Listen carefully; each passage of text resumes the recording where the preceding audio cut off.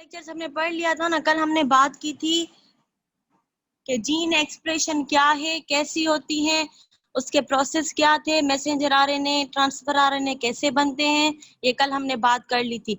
अब हम बात करेंगे genetic code. Today our topic is genetic code. We have used the word for several times to refer the information stored in the DNA and ultimately translated into amino acid sequence of proteins. This genetic code is conceptually similar to Morse code. हम ये word code हमने बार बार इस्तेमाल किया है. हम क्यों इस्तेमाल करते हैं? ये DNA में जो information store होती है in the form of code, हम उसको decode करें और हमें पता चल जाए कि इसमें लिखा क्या है. जैसे हमारे पास मोर्स कोड होता है जो डॉट और डैशेस पे कंसिस्ट होता है. One set of symbol basis of the nucleic acid dots and dashes in Morse code.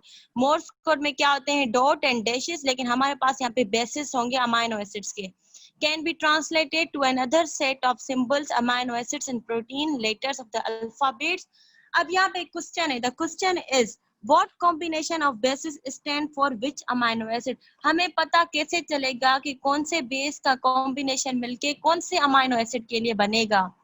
ये अब हमें पता लगाना है कि कौन सा कोड कौन से अमाइनो एसिड के लिए बनता है. The genetic code use 3 bases to specify each amino acid. Genetic code कितने bases use करता है? 3 bases use करता है amino acid बनाने के लिए. There are 4 different bases present in DNA. हमें पता है कि DNA में 4 different bases होते हैं, adenine, cytosine, guanine and thymine. लेकिन 4 bases RNA में भी होते हैं, adenine, cytosine, guanine and uracil. thymine नहीं होता. But there are 20 different basic amino acid in protein, so bases cannot serve as one-to-one code for amino acid. लेकिन हमारे पास जो basic amino acids है वो 20 है, इसलिए अगर हम एक एक बेस एक अमाइनो के एसिड के लिए यूज करेंगे तो हमारे जो बेसिस है वो पूरे नहीं होंगे. There are simple not enough for them.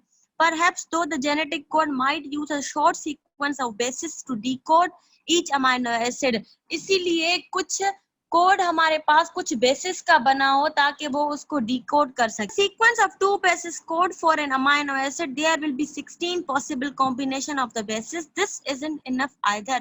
अगर हम दो बेसिस को मिला के एक कोड बनेंगे तब भी हमारे पास 16 बेसिस बनेंगे, लेकिन हमारे पास अमाइनो एसिड्स कितने थे? 20 थे, इसलिए ये भी हमारे पास इनफ नहीं होगा कि हम दो यूज करें. The basis per amino acid. However, if a sequence of 2 bases हमारे पास क्या होगी? Incomplete है, पूरी नहीं होगी. If a sequence, this isn't enough either. The 3 bases per amino acid gives 64.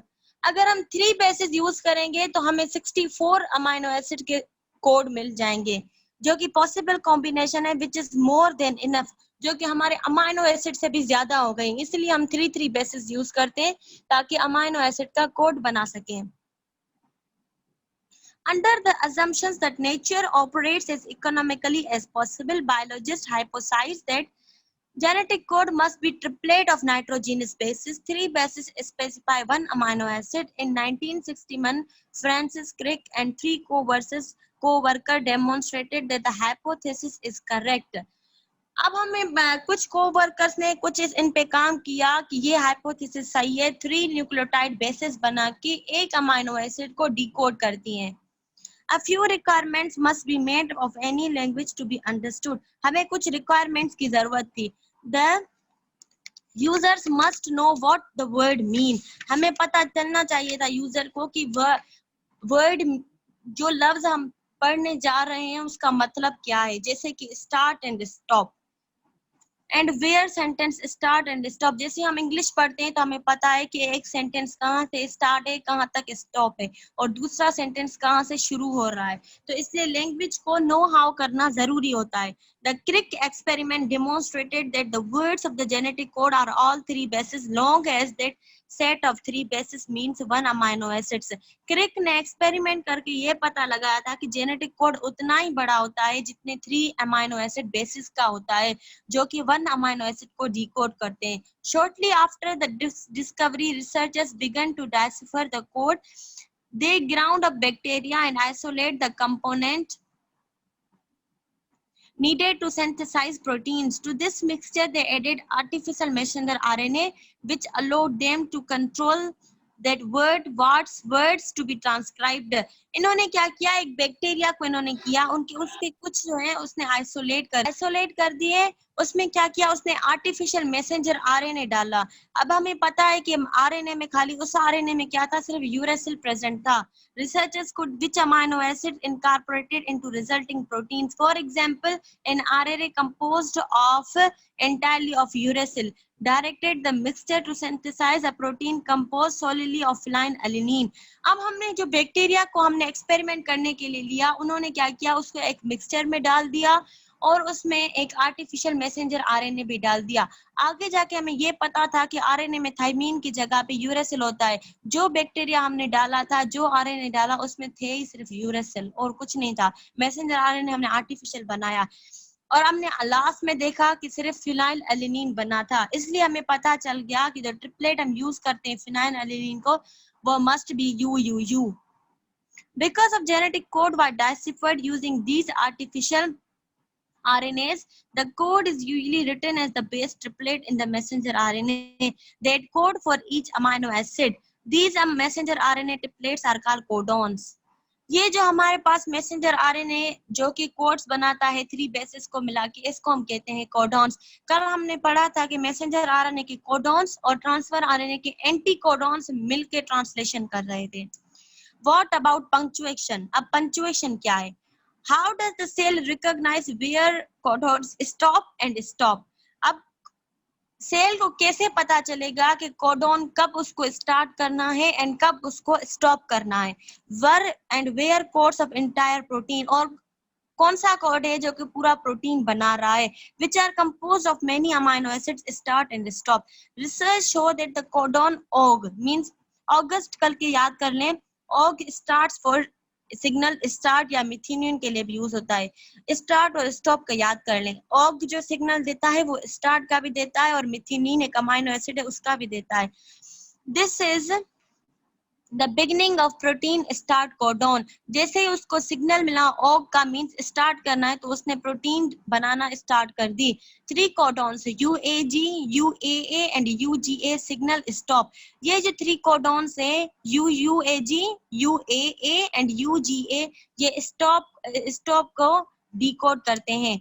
The end of the protein. अब जैसे ही उसे स्टॉप का सिग्नल मिल गया तो उसे पता चल गया कि अब मुझे यहाँ पे प्रोटीन बनाना स्टॉप करनी है। Now if all codons have 3 bases and the beginning and end of the protein are specified, the punctuation between codons is necessary. अब जैसे ही हमारे पास स्टॉप का भी कोडॉन है, स्टार्ट का भी कोडॉन है, तो पंक्चुएशन लगाना, जैसे हम इंग्लिश में ग्रामर में पंक्चुएशन लगाते हैं ना, वैसे ही कह रहे हैं। जैसे ये अभी कोमा है, स्टॉप है, ये तो टाइप्स है ना पंक्चुएशन के, तो ये लगाना नेसेसरी होता है। लेकिन अब हमारे पास कोड्स ही गिवन है, इसलिए सेल को पंक्चुएशन की नीड नहीं पड़ती। To see why this is so, consider what would happen if English used only 3-letter words. अगर हम ये सोचें कि क्या होता अगर इंग्लिश खाली 3 words यूज करता, a sentence such as the man saw the cat would be perfectly understandable even without spaces between the word. ये हम easily पढ़ सकते हैं, बल्कि हम बीच बीच में स्पेस ना भी दें तब भी पढ़। As long as the reader knew where the sentence start and where the sentence stop, जैसे एक रीडर को पता होता है कि कहाँ पे सेंटेंस खत्म करना है, कहाँ से सेंटेंस शुरू करना है, तो genetic code doesn't need and does not have punctuation between the codons. इसलिए जो जेनेटिक कोड है उसके पास ना कोई पंक्चुएशन होती है, ना कोई बीच में ऐसी बात होती है जिससे उसे पता चले। अब ये कुछ कोड्स हैं, ये कोड्स तो याद नहीं कर सकते, नहीं करें आप भली, लेकिन 2 कोड्स याद कर लें। ओग जो कि स्टार्ट है, मिथेनिन भी है, ऑगस्ट करके याद कर लें, और जो स्टॉप के हैं यूएए, यूएजी एंड यूजीए था, ये तो आपको याद हो जाएगा। यूएजी अगर जी को बीच में करेंगे, यूजीए 2 कोड तो बन गए, बाकी एक कौन सा था, यूएए। 3 जो है स्टॉप के कोड होते हैं। दो there are only 20 amino acids for which to decode, there are 60 codons. हमारे पास 20 अमाइनो एसिड्स है जिसको हमने डिकोड करना था, लेकिन हमने जो 3 मिला के बेसिस बना दिए, तो हमारे पास ये जो है कोडॉन्स ये 60 बन गए हमारे अमीनो एसिड जिनको हमें डिकोड करना था, पर हमने जब नाइट्रोजनस बेस को कंबाइन किया तो हमें 60 डिफरेंट कोडॉन्स मिल गए। फिर हमें पता चला कि एक अमीनो एसिड के लिए एक से ज्यादा कोडॉन्स हैं। All 60 codons are used in the genetic code. हम 60 के 60 यूज करते हैं। The genetic code is thus highly redundant or degenerate. In other words, a single amino acid may be specified by several codons. एक single amino acid के लिए बहुत सारे codons होते हैं। For example, 6 different codons are code for arginine. जैसे हम 6 different codons use करते हैं जो कि सिर्फ अर्जिनिन के लिए यूज होते हैं। Even though the code is redundant, however it is not ambiguous, each codon specify one and only one amino acid. जैसे कि हमें पता चला, सोच में आता है कि हम हैरान होते हैं कि वैसे तो होना चाहिए था कि एक कोडॉन सिर्फ एक अमीनो एसिड के लिए यूज होना चाहिए, लेकिन ऐसा नहीं है। क्यों अर्जिनिन के लिए 6 से ज्यादा कोडॉन्स हम यूज करते हैं? ये थोड़ी बात थी। फिर हम देखते हैं आगे डिकोडिंग क्या है। The mRNA ribosome expose only a 3 nucleotides क्या है? The mRNA ribosomes expose only a 3 nucleotide sequence which is set to the genetic code. अब जो हमारे पास मैसेंजर आरएनए था जो राइबोसोम पे, वो खाली 3 न्यूक्लियोटाइड की सीक्वेंस एक्सपोज करता है जिसको हम कहते हैं जेनेटिक कोड। जेनेटिक कोड की डेफिनेशन क्या है? It is composed of 3 nucleotide sequence या 3 nucleotide basis. The transfer RNA carrying a particular amino acid recognize this code. It possesses anticodon series of this site and thus bind to messenger RNA. हमने बात की थी ये पहले भी कि transfer RNA पे जो होते हैं एंटीकोडॉन्स होते हैं जो मैसेंजर आरएनए के कोडॉन्स के साथ बाइंड हो जाते हैं, और प्रोसेस का नाम क्या है? Decoding. This phenomena is known as decoding. This coding is essential process of translation. ये डिकोडिंग जरूरी होती है ट्रांसलेशन के लिए। जिसमें ट्रांसलेशन हम क्या कहते हैं? The process of making of proteins. ये ट्रांसलेशन एक स्टेप है जीन एक्सप्रेशन का।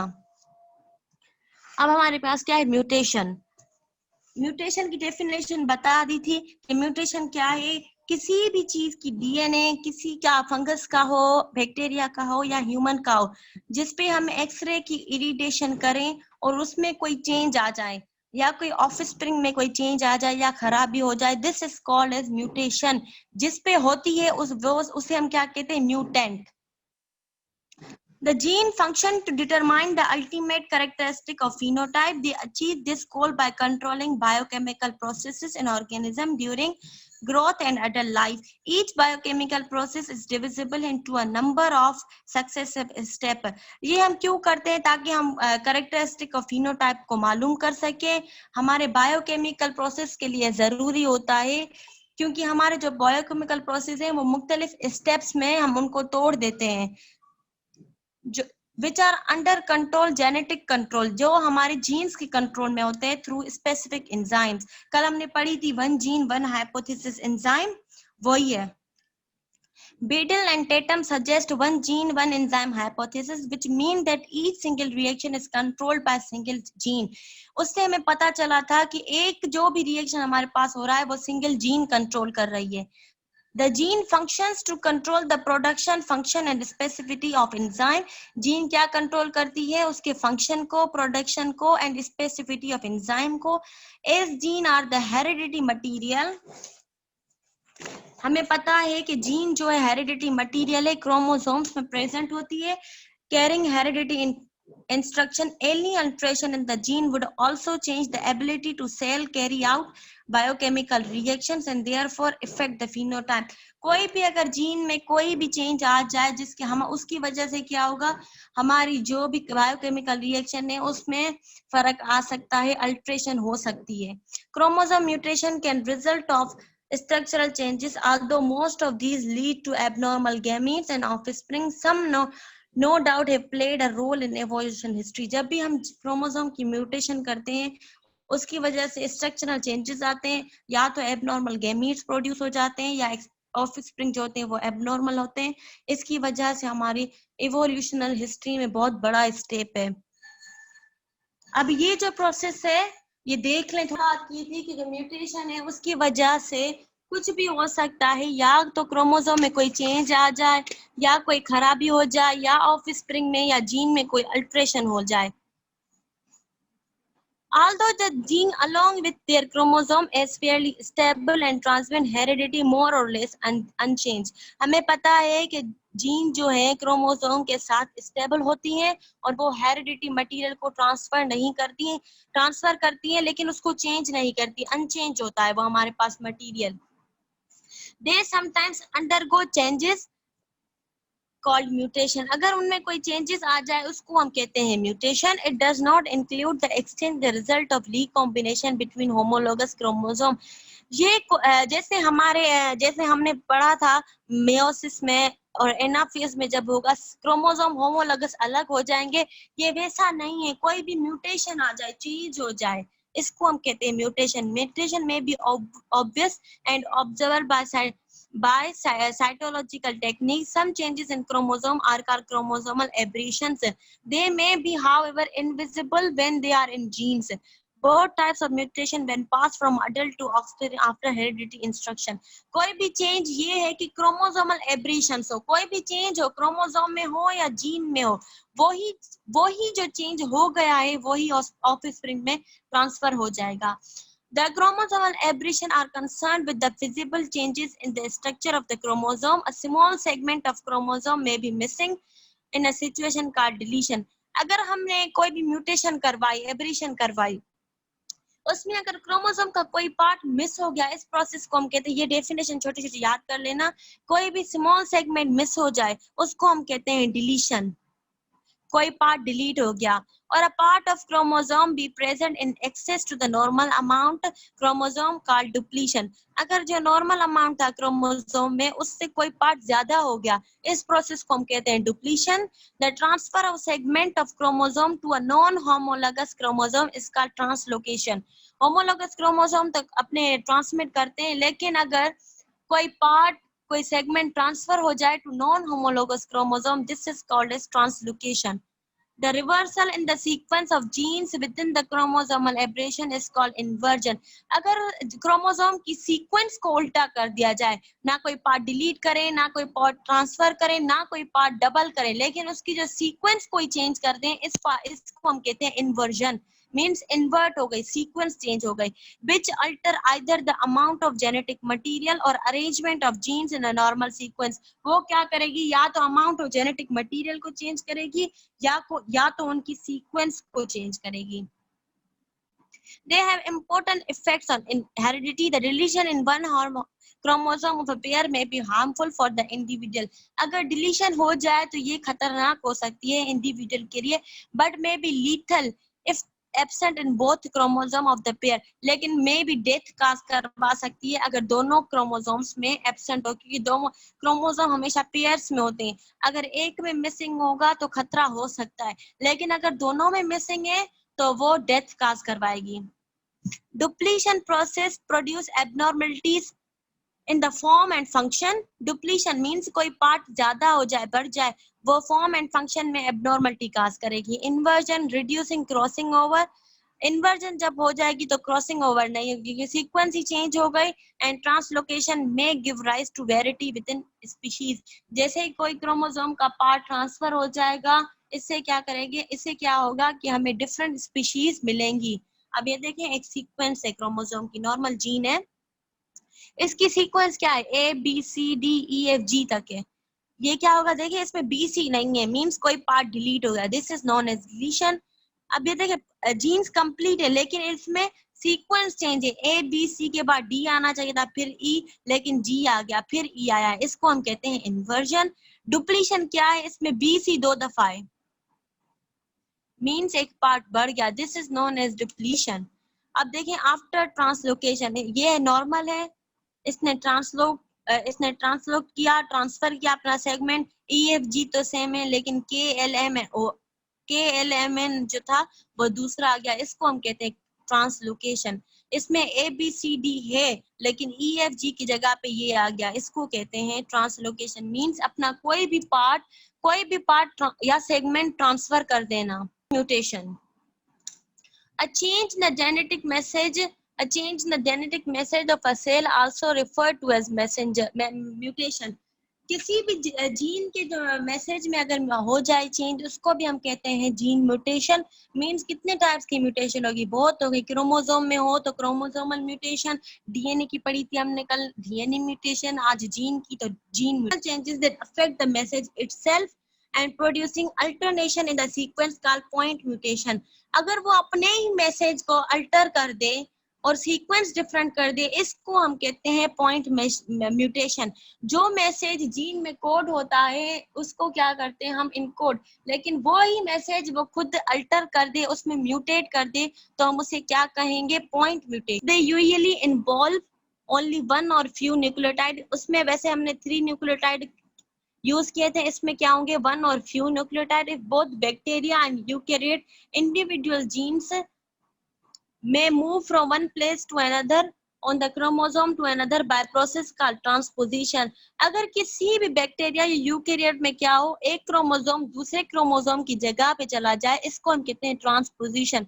मींस ट्रांस मींस चेंज करना, पोजीशन मींस उसकी अपनी जगह, ट्रांसपोजिशन उन्होंने अपनी पोजीशन चेंज कर दी। When a particular gene moves to a different location, there is often an alteration in expression or in that of neighboring genes। अगर कोई भी जीन ट्रांसपोजिशन करती, या तो उसके जो अपने मैसेजेस में कोई खराबी हो जाती, या जिसकी जगह पे वो जाती है उसको भी म्यूटेट कर देती है।